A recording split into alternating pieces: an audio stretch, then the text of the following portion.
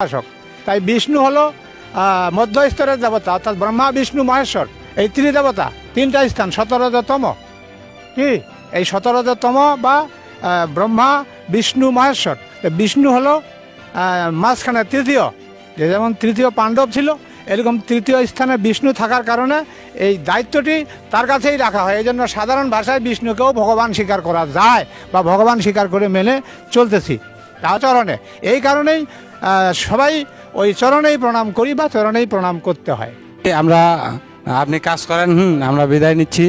তো দর্শক বন্ধুরা, আমরা আমাদের ভিডিওটি এই পর্যন্ত শেষ করে দিব। সবাই ভালো থাকবেন, সুস্থ থাকবেন। মামা, আমার দর্শক বন্ধুদের উদ্দেশ্যে কিছু বলেন। এখন কি বলবো, দর্শককে তো ভূত বানায় ফেলাইছে আমাদের দীনকৃষ্ণ ঠাকুর পণ্ডিত। এখন দর্শকেরা কোন দিকে যাবে আর কি বলবে খুঁজে পাচ্ছে না। তাই এখন আমি দর্শকের পক্ষে, আমিও একজন দর্শক, আমিও তার ভিডিও দেখি, সেই কারণে দর্শকের পক্ষ হয়ে আমি বলতেছি যে